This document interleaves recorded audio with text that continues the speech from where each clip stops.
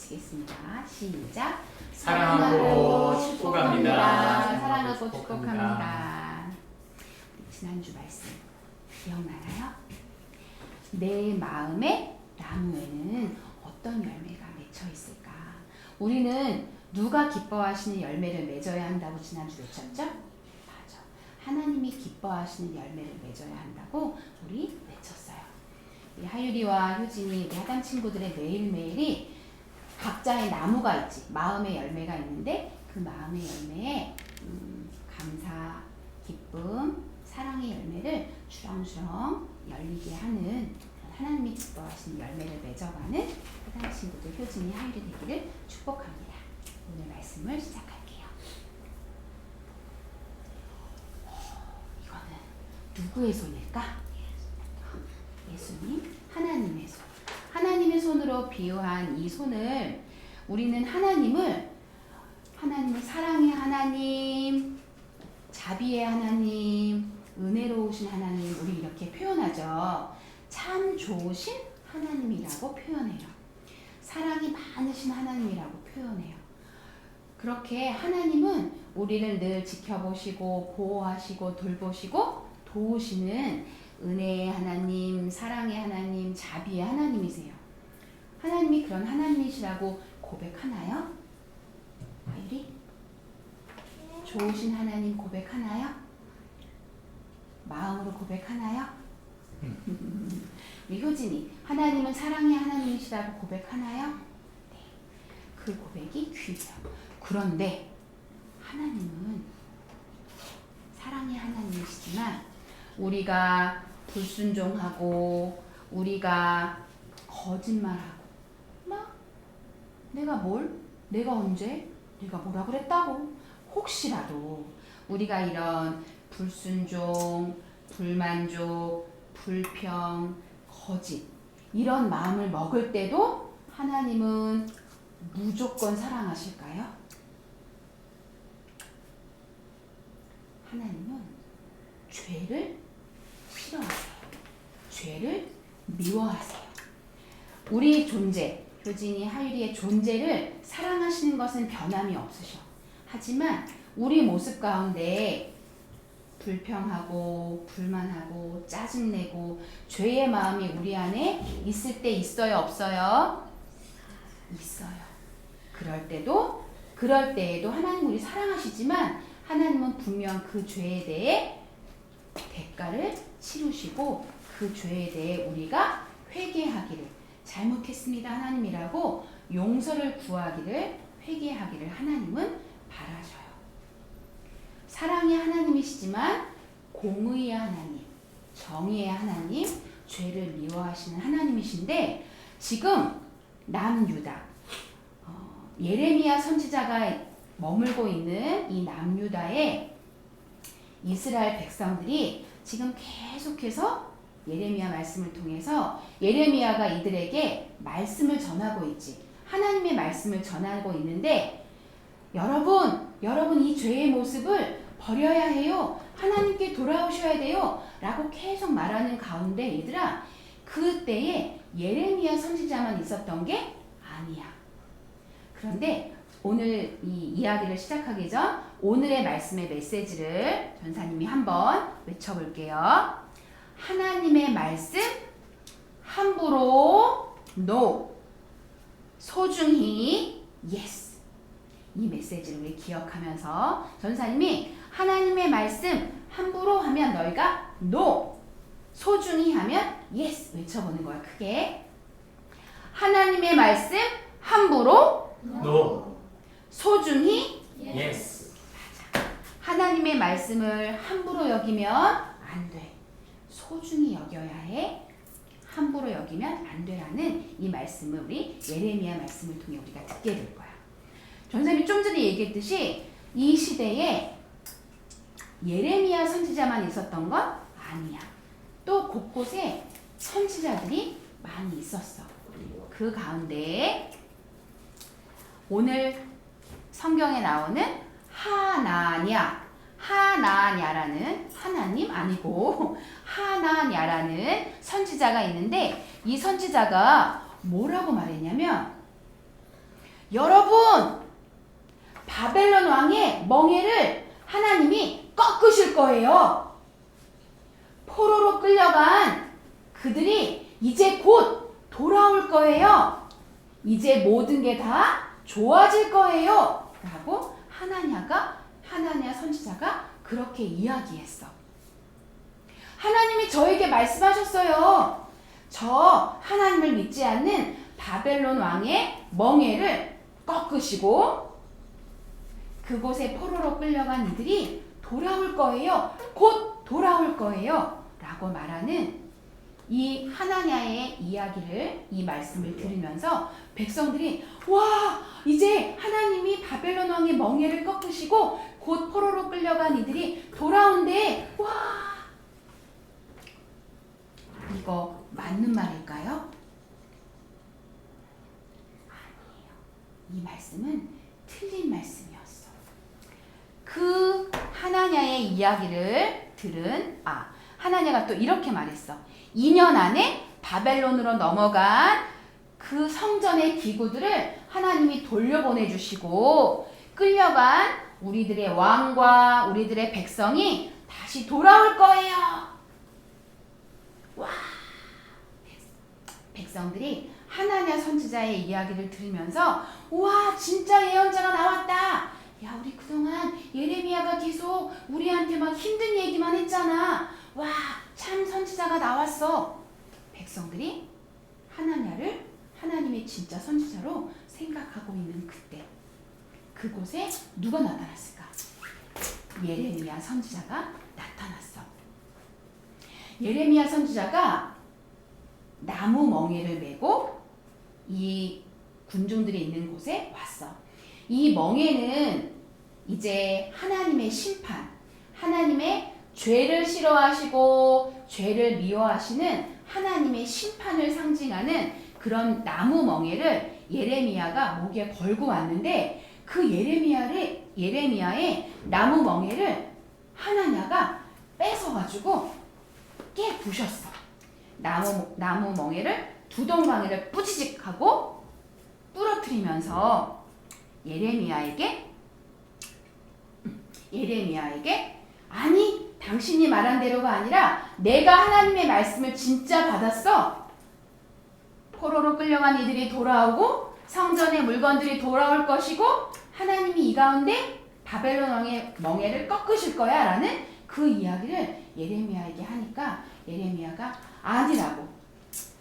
지금 당신이 말한 그 이야기처럼 포로로 끌려간 이들과 왕이 돌아오기를 나도 정말 바란다고. 그리고 바벨론 왕의 멍에가 꺾여지기를 나도 바라고 그들이 다시 돌아오기를 나도 바라지만 지금 하나님은 그 일을 행하시지 않으실 거다. 그러면서 하나님이 예레미야에게 하신 말씀을 예레미야는 기억했어. 뭐라고 말했냐면 너는 가서 하나냐에게 말하여 이르기를. 이건 누가 말씀하신 거야? 하나님이 말씀하신 거야. 따라해보자. 여호와의 말씀에 네가 나무 멍에들을 꺾었으나 그 대신 쇠 멍에들을 만들었느니라. 예레미야 28장 13절 말씀. 아멘. 예레미야가 하나님께 이 말씀을 들으면서 목에 있던 나무 멍에가 어떻게 됐어? 예레미야의 나무 멍에가 어떻게 됐지? 부러뜨렸지, 하나냐가. 그러면서 자기 말이 진짜 하나님 말씀이라고 했지만 하나님은 하나냐에게 말씀하지 않으셨어. 그리고 예레미야에게 이렇게 말씀하셨어. 예레미야야, 너의 목에 쇠멍에를 둘 거야. 얘들아, 쇠멍에는 어떨까? 더 무겁고 이거는 정말 부러뜨릴 수도 없어. 쇠멍에를 주신 이유는 지금 죄악 가운데 있는 유다 민족들을 하나님이 더 확실하게 벌하시겠다. 죄에 대해 심판하시겠다는 하나님의 확고한 의지가 담겨있는 쇠멍에였어. 쇠멍에를 목에다 메고 그렇게 온 예레미야를 통해서 하나님은 뭐라고 말씀하셨냐면 내가 온 나라의 목에 쇠 멍에를 채우고 바벨론 왕을 섬기게 했으니 들짐승마저도 그를 섬길 수밖에 없었다. 비록 바벨론 왕이 하나님을 믿지 않는 이방 왕이었지만 하나님은 하나님의 백성들을 이방 민족의 왕을 통해서 이들에게 죄가 얼마나 잘못된 것인지, 하나님이 얼마나 죄를 싫어하시고 죄를 벌하시는지를 바벨론 왕을 통해 확실하게, 더 선명하게 보여주셨어요. 바벨론 왕은 하하하 이 천한 것들 내가 최고지. 나중에 물론 이 바벨론 왕도 하나님이 벌하시지만 지금은 하나님이 이 바벨론 왕을 사용하시는 중이었어요. 그러면서 예레미야를 통해 하나냐에게 말씀하셨어. 하나냐, 당신은 하나님이 보내지 않으셨어. 그리고 당신은 백성들에게 지금 진짜를 말하는 거야, 거짓을 말하는 거야? 거짓을 말하고 있다는 것을 하나냐에게 분명히 예레미야는 이야기했어. 이 일 후에 하나냐는 한 2개월 있다가 죽음을 맞았어. 결국 하나냐가 진짜였어요? 가짜였어요? 가짜였어요. 가짜인 하나냐를 통해 하나님은 일하신 게 아니었고 진짜 하나님의 선지자 예레미야를 통해 이 남유다 민족이 쇠 멍에를 메어서 바벨론으로 포로로 끌려가 2년도 아니라 20년도 아니라 70년이라는 긴 세월 동안 거기에서 바벨론 왕을 섬기고 그 현장에서 하나님의 뜻을 이루며 힘들지만 하나님 우리와 함께 해주세요라고 기도하며 있을 그 유다 민족들과 70년 동안 함께 하시고 70년이 지난 다음 그들을 다시 예루살렘으로 돌아오게 하시는 하나님의 큰 구원의 뜻을 갖고 계신 것을 예레미야를 통해 말씀하셨어. 오늘 하나냐는 하나님의 말씀을 소중히 여겼나요? 함부로 여겼나요? 함부로 여겼어요. 우리 아까 그 메시지를 다시 한번 외쳐볼게요. 하나님의 말씀 함부로 No. 소중히 Yes.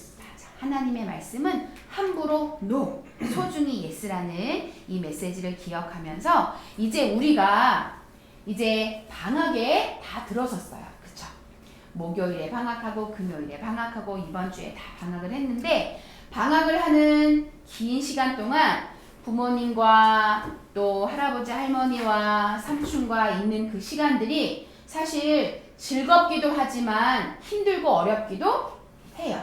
날씨가 너무 더워서 땀도 나서 짜증도 날 수 있고 불평할 수도 있고 어려운 하루하루가 될 수도 있어.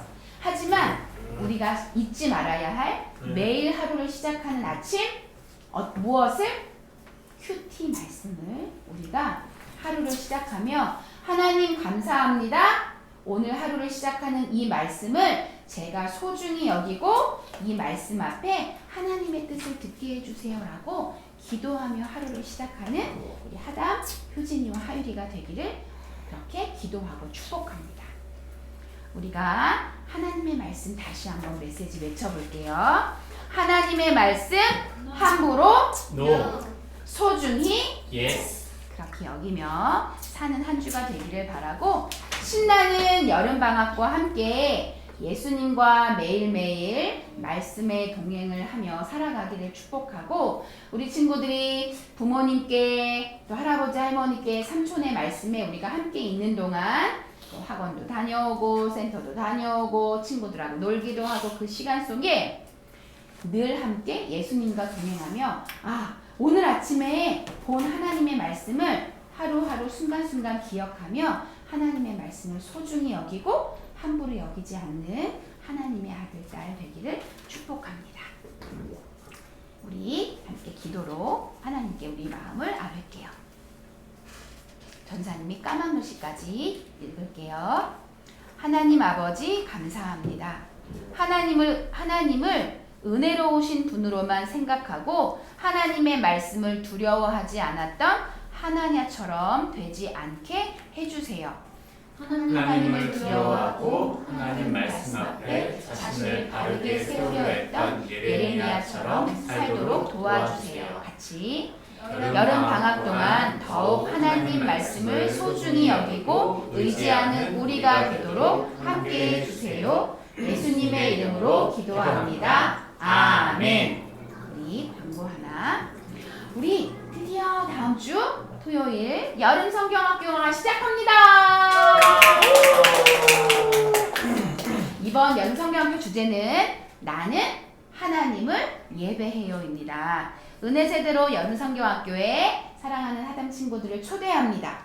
또 이 날에 올 다른 타 교회 친구들이나 또 우리가 기도하며 성경학교에 오게 된 그 한 명의 친구를 위해서 우리가 기도하며 일주일 동안 준비하고 기도하고 하나님 이 여름 성경학교에 하나님의 은혜를 부어주세요. 우리 매일매일 우리 기도 릴레이판 전사님이 아침마다 기도 올리는 거 혹시 내가 기도하는 날을 알고 있어요? 아침마다 보고 있어요? 하는 사람. 자, 지금까지 그렇게 못했다면 이번 한 주 동안 하율이가 기도하는 날, 효진이가 기도하는 날 전사님이 톡 보냈었는데 보냈던 것 보내게 되면 그때 그 기도문 같이 읽으면서 기도하도록 하겠습니다. 우리는 잠언실로 들어가겠습니다.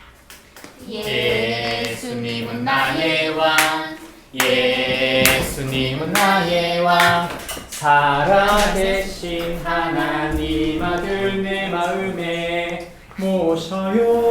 어서 오세요. 예수님, 살아계신 예수님 오세요. 여기 내 마음에 함께 계세요.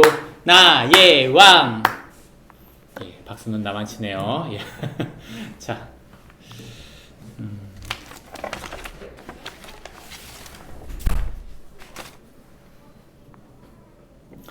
우리가 믿는 예수님, 우리가 믿는 기독교는 우리의 삶과 어떻게 연관되어져 있습니까?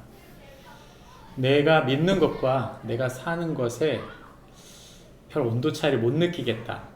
여러분 만약에 그렇게 여기신다면 사실 우리는 지금 예수님을 잘 못 믿고 있는 것입니다.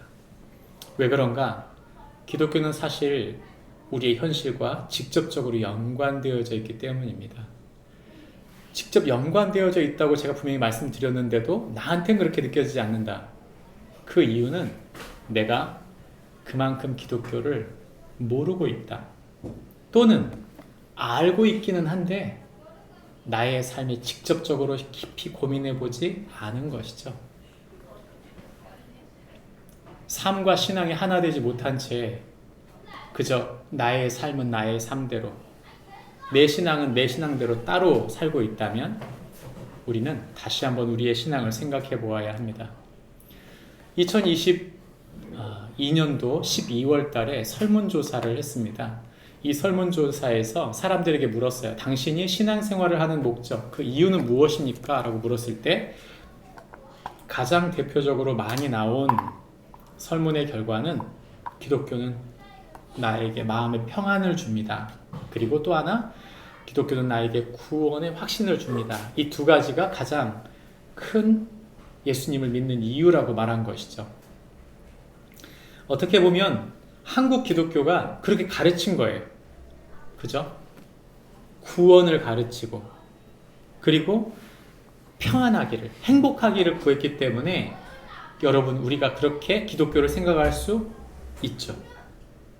그러나 가만히 여러분 성경을 보세요.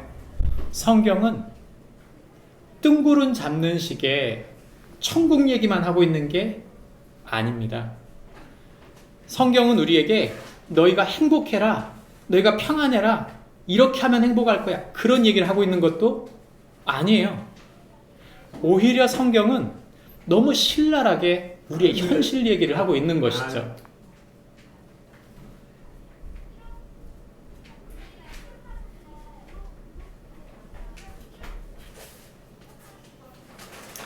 너무 현실 얘기를 하고 있는 거예요. 그러니까 우리가 신앙에 있어서 우리의 현실과 신앙이 따로라고 생각하는 이유, 그것은 사실 우리가 기독교가 우리의 현실에 깊이 뿌리 박혀 있다는 사실을 모른 채 그저 내가 읽고 있는 성경은 2000년, 3000년 전의 이야기라고 생각하고 있기 때문입니다. 그리고 우리가 그렇게 해석하고 가르치고 있는 거예요. 성도들이 그 말씀을 내게 가져오지 못하는 것도 문제이겠으나 설교자들이 현실이 하나님의 계획이 이루어지고 있는 장소라는 걸 알려주고 있지 않은 것도 문제죠. 이 설문에서 제가 눈여겨본 것은 앞부분 사람들이 지금 어떻게 믿고 있는가 그거보다 그들이 믿고 있지 않은 기독교가 무엇인지를 살펴본 겁니다. 이 질문에 이렇게 나옵니다. 당신이 신앙생활하는 이유가 뭡니까? 라고 물을 때 가장 적게 답한 것이 뭐냐면 삶의 어려움을 극복하기 위해 그리고 인생의 진리를 찾고 싶어서 그리고 기독교가 사회에 선한 영향력을 미쳐서 믿는 것은 아니라고 생각하는 거죠. 다시 말하면 기독교는 우리의 삶하고 크게 상관이 없다고 생각하고 있는 거예요. 이미 3년 전에 있었던 이 설문의 결과 이야기는 지금 우리의 삶에도 똑같이 와 있는 거죠. 우린 질문해 봐야 돼요. 정말 그럴까요? 우리는 오늘 이 질문에 대한 답을 하려고 하는데 어떻게 하면 하나님께서 우리에게 주시는 하늘의 뜻을 우리 현실에서 이루어갈 수 있을까 하는 것입니다. 내가 만나고 있는 약한 사람들, 내가 살고 있는 힘겨운 버거운 삶, 내가 지고 있는 무거운 무게의 현실들, 그 속에 과연 하나님은 일하고 계실까요? 만약 일하고 계시는데 내가 잘 느끼지 못하겠다, 내지는 그 일이 잘 무엇인지 모르겠다, 그럼 만약에 그렇다면 잘 오셨습니다. 오늘 우리는 그에 대한 해답을 찾아보려고 합니다. 오늘 우리가 읽은 성경 말씀은 예레미야서 26장 10절부터 16절인데 나누어서 있습니다. 유다의 고관들이 이 말을 듣고 왕궁에서 여호와의 성전으로 올라가 여호와의 성전 새 대문의 입구에 앉으매 제사장들과 선지자들이 고관들과 모든 백성에게 말하여 이르되 이 사람은 죽는 것이었다 하니 너희 귀로 들음같이 이 성에 관하여 예언하였습니다. 예레미야가 모든 고관과 백성에게 말하여 이르되 여호와께서 나를 보내사 너희가 들은 바 모든 말로 이 성전과 이 성을 향하여 예언하게 하셨느니라. 그런즉 너희는 너희 길과 행위를 그치고 너희 하나님 여호와의 목소리를 충성하라. 그리하면 여호와께서 너희에게 선언하시는 재앙에 대하여 뜻을 부르시리라. 보라, 나는 너희 손에 있으니 너희 의견에 좋은 대로 옳은 대로 하려니와 너희는 분명히 알아. 너희가 나를 죽이면 반드시 무죄한 피를 너희 몸과 이 성과 이 성 주민에게 드리는 것입니다. 이는 여호와께서 진실로 나를 보내사 이 모든 말을 너희 귀에 말하게 하셨습니다. 함께 있습니다. 고관들과 모든 백성이 제사장들과 선지자들에게 이르되 이 사람이 우리 하나님 여호와의 이름으로 우리에게 말하였으니 죽일 만한 이유가 없느니라. 아멘. 우리가 읽은 성경 본문의 이야기는 예레미야가 하나님의 명령을 받고 성전에 올라가서 성전 앞에서 하나님의 심판을 이야기한 것이죠. 그랬을 때 하나님의 심판을 이야기하고 있는 이 예레미야를 제사장들이 선지자들이 잡아서 성전 문 앞으로 끌고 온 것입니다. 그리고 끌고 왔을 때 유다의 고관들이 그 말을 듣고 이 입구로 나왔다는 말은 고관들, 다시 말하면 법관들이 나와서 이 사람을 죽일지 말지를 결정하는 법원 판결대가 된 것이죠. 재판장이 된 거예요. 그 재판장에 선 상태에서 이제 두 부류, 한 부류는 제사장과 선지자들은 예레미야를 죽여야 된다고 말하고 있고, 한 부류인 고관들과 백성들은 지금 그것을 보고 있는 중입니다. 오늘 우리가 읽은 성경 말씀이 우리에게 던졌던 질문에 대한 답을 주는데 같이 한번 읽어보겠습니다. 시작. 성도는 하나님 주신 현실에서 자신에게 맡겨진 일에 충성하는 자이다. 성도는 하나님 주신 현실에서 자신에게 맡겨진 일에 충성하는 자이다. 이 현실은 내가 만든 현실이다. 우리가 보통 그렇게 생각하는데 성경은 이렇게 말합니다. 하나님이 우리에게 주신 현실이다. 저는 가끔 그런 생각을 해보는데요. 내가 살고 있는 삶에 이게 과연 우연일까라는 생각을 해봅니다. 내가 결정한 게 아니라 하나님이 결정한 사람, 하나님이 결정한 관계, 하나님이 결정한 어떤 상황으로 우리가 떠밀려 온 것은 아닌가 생각해 보는 것이죠. 여러분, 우리가 선 자리가 하나님 보내신 자리라면 그 자리 가운데 하나님의 계획이 있다고 믿는 것입니다. 하나님께서 우리를 여기까지 인도하셨다면 하나님께서 여기에서 우리에게 요구하시는 바가 당연히 있다는 거죠. 그러면 우리는 그 일을 감당할 수 있습니다. 그런데 우리가 거꾸로 생각해서 내가 여기까지 온 것은 내가 그냥 해서 온 일이고 우연히 된 일이고 내가 지금 해야 될 일도 해도 그만 안 해도 그만이다. 그 일을 할까요 말까요? 안 해요. 하나님께서 우리를 이 자리에 모았다면, 하나님께서 우리를 인도하고 계신다면 우리에게 명령하신 일에 하나님이 무엇을 명령하시는지를 들어야 되고 그 일을 이룰 수 있다고 성경은 말하고 있는 것이죠. 오늘 우리가 읽은 성경 말씀은 예레미야 26장입니다. 26장은 예레미야가 성전에서 하나님의 유다의 멸망과 예언을 선포한 거죠. 그랬을 때 그는 죽음의 위기를 당하게 됩니다. 그 죽음의 위기 속에서 예레미야는 결국 하나님의 섭리와 백성의 회개의 가능성을 보면서 그 말씀을 선포했다는 이야기죠. 이 이야기, 예레미야서의 26장, 27장, 28장, 29장의 이 이야기는 크게 세 가지로 나눠집니다.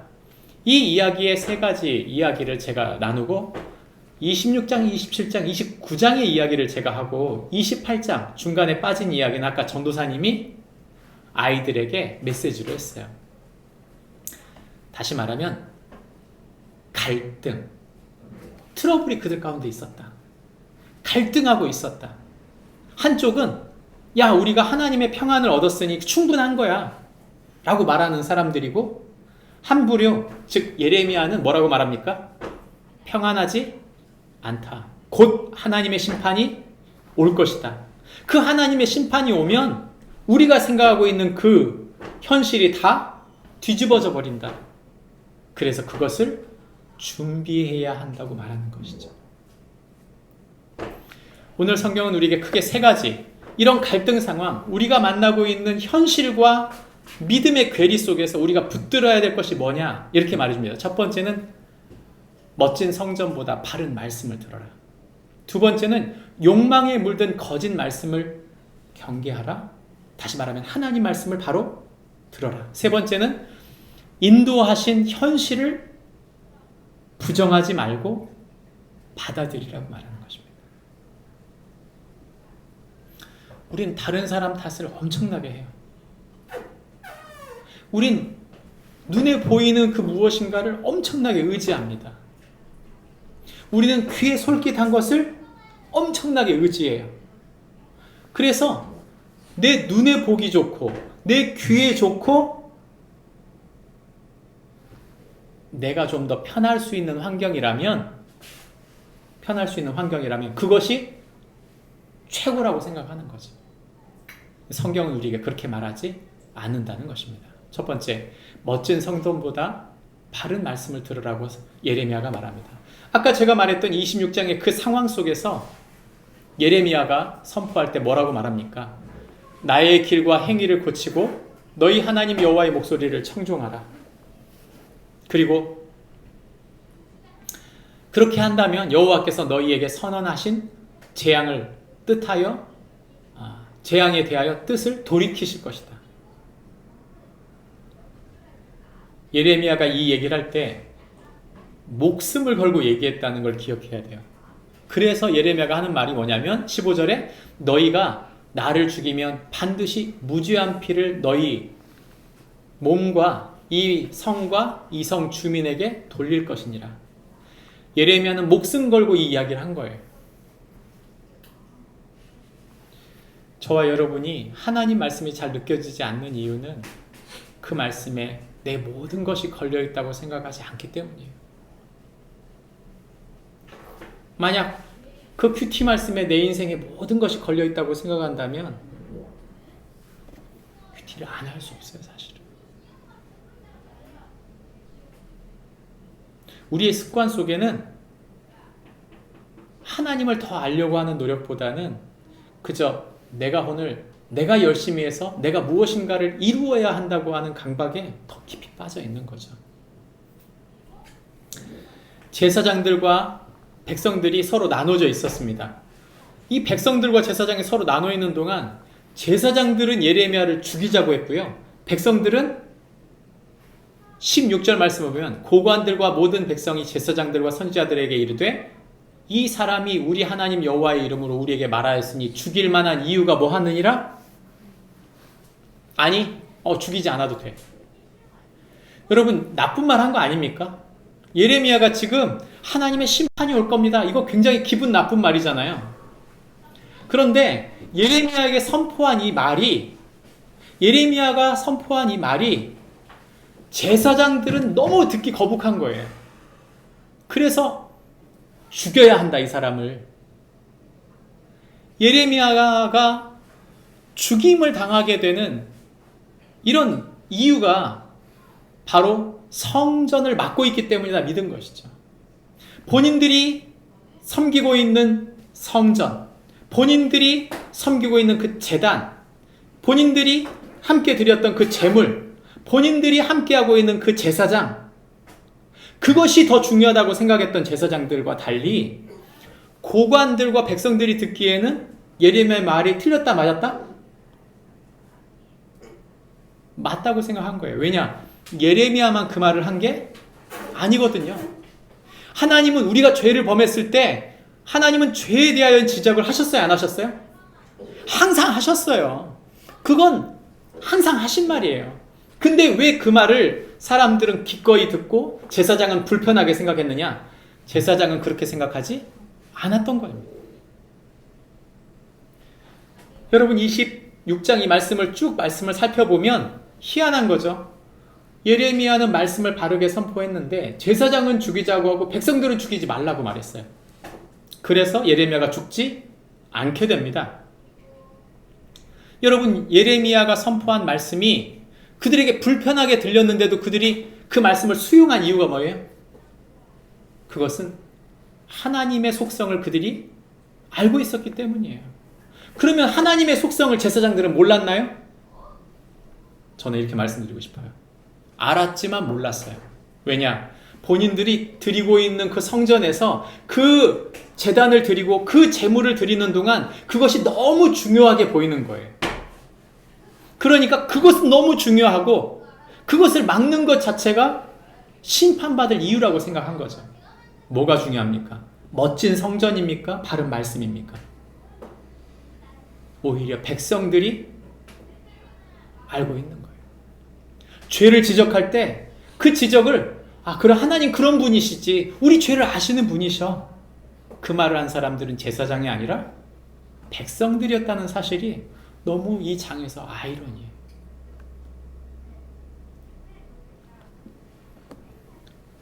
예레미야 그는 하나님의 말씀 그것이 가장 중요하다고 믿고 선포했고 백성들은 그걸 알았지만 제사장들은 그걸 몰랐습니다. 저와 여러분이 예수님 믿으면서 종종 잃어버리는 게 하나 있어요. 종종 잃어버려요. 예수님을 믿기 때문에 잃어버리는 게 하나 있어요. 내가 안다는 착각이에요. 또 하나 내가 알고는 있어요. 뭐 하지 않아요? 행하지는 않아요. 하나님이 그 죄를 알고 계시지. 그러니 그거 싸우려고 해야 되는데 싸우지 않는 거예요. 말씀을 알고는 있어요. 그러나 행하지는 않는 거죠. 여러분, 믿음의 사람들을 돌아보세요. 우리의 믿음의 사람들, 아브라함의 순종, 그리고 베드로의 순교, 이들의 모든 삶을 살펴보면 그것은 그들의 믿음이 행함으로 증명된 거예요. 물론 시간이 걸리긴 했지만 그들은 몸부림치며 하나님 앞에 함께 살았고 그 말씀을 내 삶으로 이루려고 노력했다는 것입니다. 말씀을 몰라서가 아니에요. 순종하고 싶지가 않은 거예요, 사실은. 예수님께서 마태복음 7장 21절부터 23절에 말씀하실 때 이렇게 말씀하십니다. 나더러 주여 주여 하는 자마다 다 천국에 들어갈 것이 아니오 다만 하늘에 계신 내 아버지의 뜻대로 행하는 자라야 들어가리라. 다시 말합니다. 행하는 자라야. 우리가 하나님의 말씀을 듣고 내 삶과 그 말씀이 이격되어져 있다면, 벌어져 있다면 이것이 위험한 상태라는 것을 알고 고민해야 돼요. 그리고 그 말씀에 부딪히면서 어떻게든 하나님의 뜻대로 살려고 몸부림 쳐야 된다는 뜻입니다. 교회에 일주일에 한 번 와서 전 예배를 드렸습니다. 헌금을 했습니다. 저는 할 바를 다 했습니다. 여러분, 아니에요. 왜 우리의 삶과 신앙이 이격됐는가? 하나님의 사람으로, 하나님의 아들, 딸로 더 살려고 몸부림치지 않기 때문이에요. 말씀을 아는 게 전부가 아닙니다. 알아야죠. 절대 그게 전부가 아니고요. 내가 그렇게 살아내지 못함을 인하여 갈등하고 고민하고 하나님 앞에 몸부림쳐야 하는 것입니다. 바른 말씀을 의지하고 바른 말씀 앞에 내가 부족하다면 몸부림칠 줄 아는 믿음의 사람이 되어지는 축복이 있기를 바랍니다. 성경은 우리에게 두 번째 이야기하실 때 욕망에 물든 거짓 말씀을 경계하라고 말합니다. 예레미야 27장 8절부터 11절 말씀에 보게 되면 거짓 선지자들과 예레미야의 차이점이 있어요. 그건 뭐냐면 예레미야는 1장부터 하나님께 받은 메시지가 그거예요. 끓는 가마, 즉 북쪽에서 바벨론의 쳐들어옴이 있어서 그 공격으로 말미암아 많은 나라들이 멸망할 텐데 너희 유다도 그렇게 멸망할 거다. 그 얘기를 1장부터 했어요. 그리고 여러분, 예레미야는 그걸 한 번만 얘기한 게 아니고 나오는 장마다 얘기하는데요. 오늘 우리가 보는 27장에서는 특히나 바벨론 왕의 포로가 될 것에 대해서 끊임없이 말합니다. 거짓 선지자는 뭐라고 말해요? 끌려가지 않을 거다. 끌려가지 않을 뿐 아니라 끌려간다 하더라도 1, 2년 만에 반드시 돌아올 것이라고 말하는 거예요.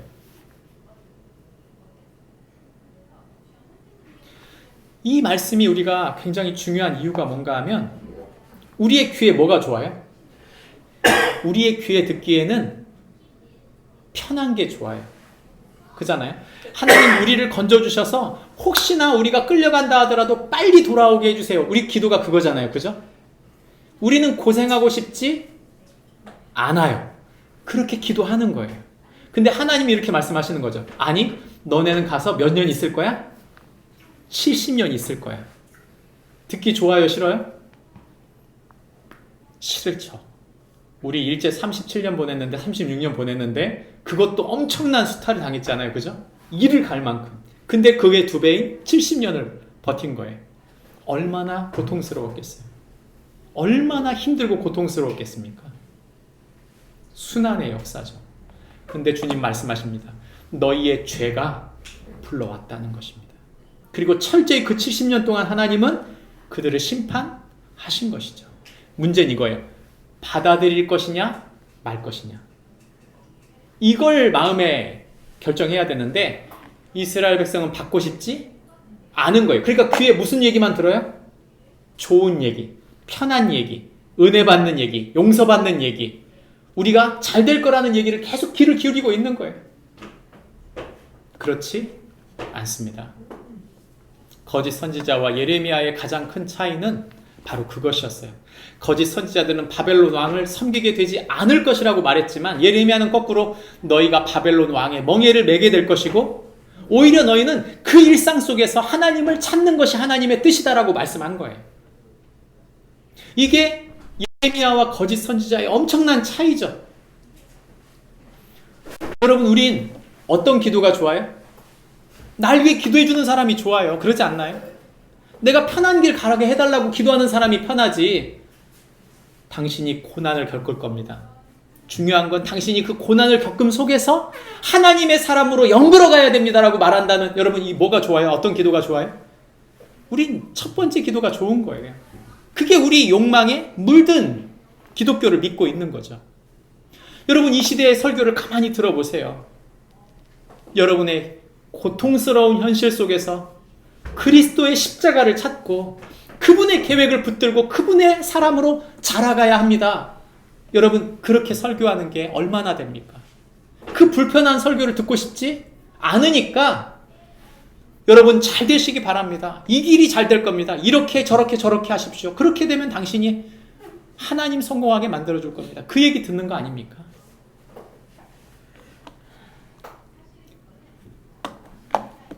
예수님께서 사마리아 여인을 만났을 때 사마리아 여인이 예수님과 대화하는 동안 사마리아 여인의 아주 치명적 약점이 하나 있었어요. 예수님께서 그 약점을 얘기해 주실 때 이 여인에게 말합니다. 이 여인의 항상 궁금했던 게 뭐냐면 이거예요. 어디서 예배하는 게 좋을지. 이런 말입니다. 예수님, 어느 교회 가서 예배 드리고 어느 목사님한테 좀 설교 듣고 어느 목사님한테 좀 기도받고 안수 받으면 잘 될 수 있나요? 그거 아니에요? 예수님 이렇게 말씀하십니다. 이 요한복음 4장 속에서 22절, 23절 이렇게 말씀하십니다. 너희는 알지 못하는 것을 예배하고 나는 아는 것을 예배하노니. 너와 나 차이는 뭔 차이냐? 아는 것과 모르는 것의 차이다. 우리가 하나님 말씀을 바로 안다면 우리는 하나님 앞에 매달리게 돼 있어요. 바른 하나님 앞에 내 자신을 스스로 보고 나서 나 자신을 하나님 앞에 낮추게 돼 있어요. 그런데 모르면 어떤 일이 벌어져요? 하나님이 뭐라고 하는지 모르니까 모르는 상태로 예배를 드리는 거예요. 모르는 상태로. 거짓 선지자의 잘못된 부분은 뭔가 하면 한 부분만 강조하는 것입니다. 한 부분만 강조해요. 그러니까 어디가 목적인지를 모르는 채 하나님의 뜻이 무엇이었는지를 알지 못한 채 예배를 드리는 거죠. 예배를 잘 드리면 하나님이 나를 축복의 자리로 인도하실 거다. 그게 아니라니까요. 왜 우리의 삶과 현실이 연결되지 않냐면 하나님이 뜻하신 하나님의 계획이 내 현실 속에 있다는 것을 부인하고 싶은 거예요. 현실 속에서 나를 자유케 하실 것이다. 나를 현실 속에서 건져낼 것이라는 것만 생각하지 그 현실 속에서 하나님의 계획이 무엇인지를 찾으려고 하지 않는다는 게 문제라는 거죠. 예수님 만나고 나서 이 여인이 변했나요? 변한 것 딱 하나예요. 하나님을 알고 그분을 예배해야 하는구나. 그걸 깨달은 거죠. 그 예수님이 바로 자신을 아시는 선지자 메시아라는 것을 깨달은 것 자체가 그 인생의 변화이고 그 시작입니다. 그리고 그는 그 예수님의 뜻대로 살았을 것이라고 저는 믿어요. 그것이 그를 기쁘게 만든 거예요. 더 이상 헛된 것을 예배하면 자기 욕망을 예배하는 게 아니라 좋은 남편 달라고 기도하는 게 아니라 자기 무너진 삶 속에 이제 하나님이 나를 다스려 주실 것을 믿고 그 하나님을 더 알고 예배하기로, 그 예수님의 구원을 믿고 예배하기로 결정한 거 아닙니까? 여러분, 우리가 신앙생활 하는 동안 우리가 기억해야 할 것이 무엇입니까? 내 삶의 현실 중에 내가 집중해야 할 것이 무엇입니까? 하나님 복을 주십시오가 아니고 내 삶을 빨리 바꿔주십시오가 아니라 주님, 제가 이 자리에서 무엇을 행하기 원하십니까? 이 현실에서 하나님이 원하시는 뜻은 무엇입니까? 주님, 제가 도저히 모르겠는데 주님 저에게 주십시오. 그리고 그 말씀 앞에 한 걸음 한 걸음 나가는 것이죠.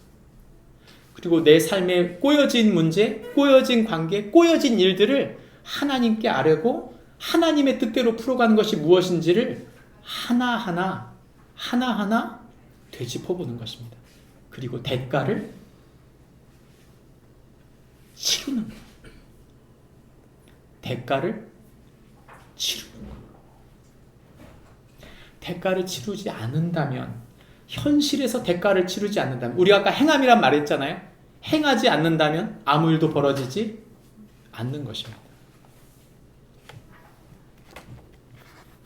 저도 지금 지역 주민들 섬기려고 하나 하고 있는데 뭔가를 지금 준비했습니다. 준비해가지고 다 구입해놓고 기술을 준비하고 있는 중인데, 여러분, 저도 이 지역 주민들을 섬겨야 돼요. 그러지 않나요? 여러분도 여러분 주변에 있는 사람들을 섬겨야 합니다. 그것이 하나님의 명령이고 하나님의 뜻이죠. 그 현실과 그 말씀이 연결돼야 됩니다. 그 연결됨 속에 하나님이, 그 대가 속에 하나님이 일하실 것을 믿고 믿음으로 그 현실 속에서 하나님의 뜻을 하나하나 이루어가는 축복이 있기를 바랍니다. 마지막 성경은 우리에게 말합니다. 인도하신 현실을 받아들이고 살라고 말합니다. 우리가 아까 28장에서 하나냐, 즉 하나님은 은혜로우시다 라고 하는 선포했던 하나냐와 누가 충돌했어요? 하나님이 세우신다, 즉 하나님의 심판을 하나님이 이루실 것이라고 선포한 예레미야가 충돌했죠. 누가 승리했습니까? 예레미야가 하나님의 말씀을 듣고 선포했을 때 하나냐는 2달 후에 죽게 됩니다.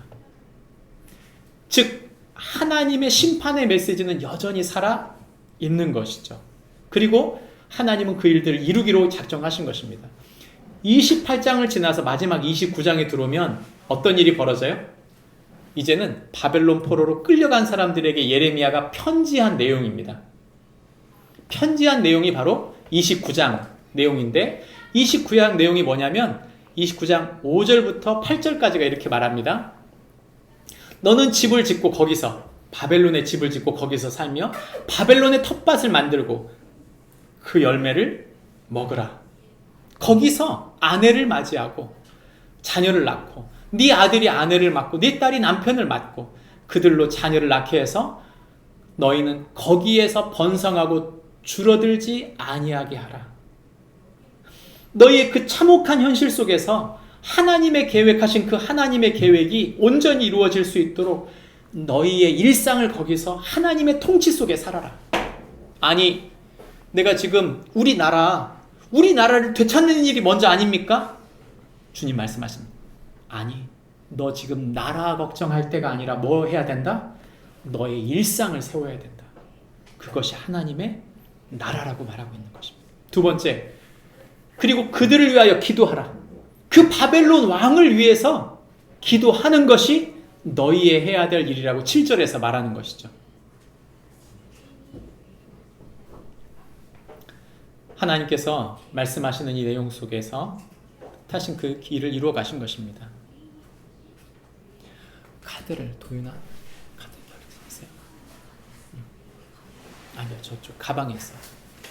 아까 플래너에.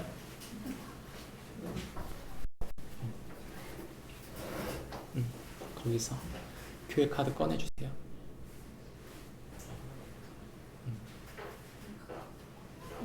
아니요, 중간에 있는 거, 옆에 장 중간에 있는 거.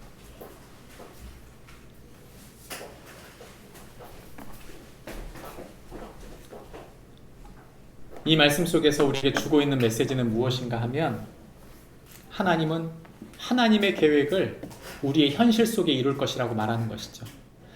성경 말씀을 살펴보시면 우리가 잘 아는 구절이 있는데 11절 말씀 같이 읽어보겠습니다. 시작. 여호와의 말씀이니라 너희를 나의 생각을 내가 아나니 평안이요 재앙이 아니니라 너희에게 미래와 희망을 주는 것이니라. 여기서 말한 미래와 희망은 일반에 있었던 평화로울 때 주신 말씀인가요? 아니면 환난 속에 있었던 말씀인가요? 환난 속에 있을 때 하신 말씀이에요. 그러면 여기서 말한 평안은 너희가 앞으로 좋아질 것이라는 걸 얘기하는 걸까요? 아니면 고난 속에 있는 가운데 평안을 누리라는 걸까요? 고난 속에서 평안을 누리라는 것입니다. 예레미야의 이 말씀을 사람들이 11절만 뚝 끊어서 이렇게 선포하니까 사람들이 생각해요. 아, 지금 우리가 살고 있는 삶 속에서 하나님이 우리에게 평안을 주시고 미래의 희망을 주실 거다. 그런 얘기가 아니에요. 여기서 말한 것은 이 앞에 있는 말씀을 전제하기 때문에 무슨 말입니까? 바벨론에 포로된 그 고생하고 있는 그 속국 속에서의 너희의 신민 생활 속에서 하나님이 너희를 평안케 하실 것을 기억하라. 그리고 하나님이 우리에게 평안을 줄 뿐만 아니라 앞으로 너희를 자유케 만들며 너희를 돌아오게 만들 것, 그 미래와 희망을 꿈꾸라고 말씀하신 것입니다. 우리의 삶에 적용해 볼까요? 이런 말인 거죠. 이런 말이에요. 너희가 지금 당장의 이 현실이 바뀌지 않을 수 있다. 그 고난 속에서 너희가 고생하고 힘든 십자가를 질 수 있다. 그것을 빨리 벗는 게 목적이 아니고 그 안에서 너희를 평안으로 인도하는 그분을 의지하며 살라는 것입니다. 여러분, 사실 우리의 일상은 그렇게 쉽게 바뀌지 않습니다. 하나님 고난을 빨리 보내게 해주세요. 빨리 지나가게 해주세요. 빨리 지나나요? 제가 기억하는 하나님은 고난을 그렇게 빨리 보내는 분이 아니에요. 여러분, 그러면 하나님의 우리를 고난 속에 둔 목적이 뭘까요? 성경은 우리에게 이렇게 말하는 것입니다. 기도하는 것이다. 그래서 12절과 13절에서 너희가 내게 부르짖으면 내게 와서 기도하면 내가 너희들의 기도를 들을 것이요 너희가 온 마음으로 나를 구하면 나를 찾을 것이요 나를 만나리라 말합니다. 그 환난 속에서 하나님이 원하는 게 뭐냐면 그분 당신을 구하라는 거예요. 그분을 만나는 것입니다. 기도하는 거예요. 이게 꼭 이제 이런 말이 나오면 이제 좀 고구마 먹은 것 같은 이렇게 답답한 마음이 오잖아요. 그건 다른 게 아니에요. 거기서 하나님 사람으로 익어가기 때문입니다. 기도, 진짜 하나님 만남으로 하나님의 사람이 되어져 가는 과정을 말하는 거예요. 그러니까 기도 없이 우리가 하나님의 사람이 된다? 성경 공부로 된다? 여러분, 절대 부족해요. 우리가 계속 겉신앙만 갖고 속신앙이 되지 못하는 이유는 하나님을 찾지도 않고 만나지도 않았으면서 내가 하나님을 만난 척 하려고 하는 거죠.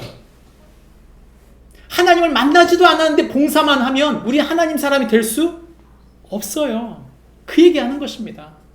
내 현실이 촉박한데 그 현실을 하나님 빨리 바꿔주세요. 바꿔주시지 않는 이유는 다른 게 아니에요. 네가 하나님의 사람으로 이거 가야 한다고 말하고 있는 것입니다. 말씀을 맺으려고 합니다. 이스라엘 백성은요, 일상을 살았어요. 일상을. 몇 년이요? 몇 년? 70년. 70년을 그냥 일상으로 살았어요. 하나님을 하나님이라고 말하지 못하고 자신들이 믿는 믿음을 바르게 다 표현하지 못하면서도 그 말씀을 품고 살았다니까요. 그렇게 70년을 눌리고 산 거예요. 눌리고. 제가 여러분에게 묻겠습니다. 그들이 눌렸기 때문에 그들은 완전히 하나님을 잃었습니까? 아니요, 잊지 않았어요. 왜요? 왜 잊지 않았어요? 예레미야가 선포한 그 말씀, 즉 하나님은 여전히 너희가 그 70년 동안 있어도, 그 환난 속에 있어도 하나님은 너희와 함께 하실 것이다. 내가 그 환난 속에서 너희를 짓누른다 하여도 너희가 그 짓누르는 사람들을 위하여 기도하라. 그리고 너희가 일상 속에서 끊어지지 않도록 그곳에서 믿음의 사람, 하나님을 의지하여 살라고 말한 것입니다. 제가 좋아하는 책의 제목인데 다윗, 현실에 뿌리 박힌 영성이라고 하는 책을 유진 피터슨이 썼어요. 우리의 믿음이 현실에 뿌리 박힌다는 얘기가 바로 이런 얘기죠. 2400년 전에 70년 동안이나 묶여 있었던 이스라엘 백성이 70년이 지났는데도 그들의 언어를 잃어버리지 않고 그들의 믿음을 잃어버리지 않고 그들이 하나님의 나라를 꿈꾸고 성전을 세우러 나왔던, 담대히 그곳을 박차고 고레스 칙령 이후에 그들이 자신의 땅으로 돌아와서 다시 그 땅을 세우려고 마음 먹게 된 것은 그들 속에 하나님이 함께 계셨기 때문입니다. 말씀을 맺으려고 합니다. 저와 여러분에게 바벨론의 마지막 포로기는 무엇일까요? 예수님께서는 우리에게 말씀하셨어요. 삶과 우리의 신앙이 이격되면 안 된다. 마가복음 12장 16절 17절에서 보면 세금에 대한 논쟁이 나오죠. 그래서 예수님께 묻습니다. 동전을 가지고 와서 이 형상과 이 글은 누구의 것입니까? 예수님께서 말씀하십니다. 가이사의 것이니라. 가이사의 것은 가이사에게, 하나님의 것은 하나님에게 드릴 것이다. 다시 말하면 너희가 살고 있는 이 세상에서 너희는 이중 국적자다. 너희가 하나님 대한민국의 세금을 내라. 그러나 너희가 하나님의 사람들인 것을 잊지 말아라. 하나님의 것으로, 자신을 하나님의 것으로 드려야 된다. 저와 여러분의 신앙생활이 뜬구름 잡는 식의 신앙생활이 돼서는 안 돼요. 저와 여러분의 소중한 삶이 신앙과 이격되면 안 됩니다. 바벨론의 포로기간, 이 포로기간을 보냈던 이스라엘 백성이 가지고 있었던 마지막 소망은 무엇인가 하면 이 바벨론을 떠나서 언젠가 하나님께서 우리를 건지실 것이라는 소망을 갖고 있었던 것이죠. 저와 여러분이 마지막 하나님 나라로 돌아가는 그 소망을 말하는 거예요.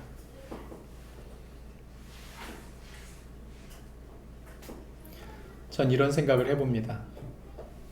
가끔 하나님, 만약 제가 열심히 섬겼는데 성도들이 더 안 되면 어떡하죠? 제가 열심히 목회했는데 제가 목회를 열심히 한 것만큼 하나님께서 주시지 않으면 어떡하죠? 저는 이렇게 믿어요. 그게 뭐냐면 그럴 수 있다. 중요한 건 그게 아니고 네가 치르는 그 모든 대가가 나를 위한 것인가? 내가 이 땅에서 수고하고 애썼는데 좋은 열매를 보지 못했다 하더라도 그 모든 것을 주님이 그 마지막 날, 주님 앞에 돌아가는 그날, 그 하나님 나라로 돌아가는 그날 주님은 갚아 주신다는 말씀을 믿는 것입니다.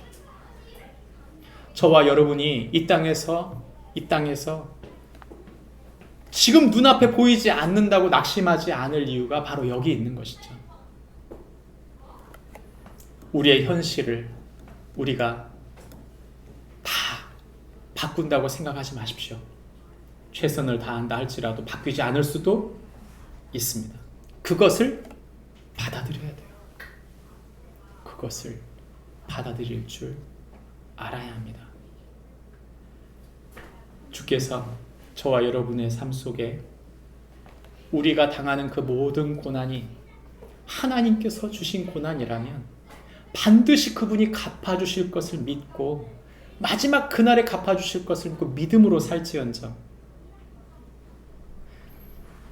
내 눈앞에 있는 현실 때문에 그 눈앞에 보이는 멋진 성전 의지하고 거짓 메시지를 의지하고 내 자신의 현실, 그 현실만 바뀌기를 바랬던 이스라엘 사람들이 낙심한 것처럼 낙심하는 그런 일이 있지 않는 저와 여러분이 되어지기를 바랍니다. 기도하겠습니다. 하나님 아버지, 은혜와 사랑을 감사합니다. 우리는 우리의 삶의 현실 속에서 하나님이 우리에게 주시고자 하는 하나님 나라의 계획을 모를 때가 너무나 많습니다. 화려한 성전을 구하고 나의 욕망을 부추기는 메시지를 원하고 내 현실이 빨리 벗어나기를 원하는 그런 얄팍한 신앙을 구했던 2500년 전에 있었던 이스라엘 백성들처럼 우리가 그렇게 살지 않도록 인도해 주십시오.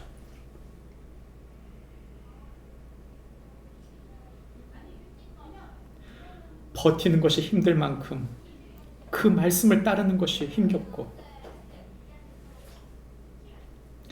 무엇인지 분별하기 힘들 만큼 나의 욕망과 싸우며 주님의 말씀을 붙들고 살게 하시고,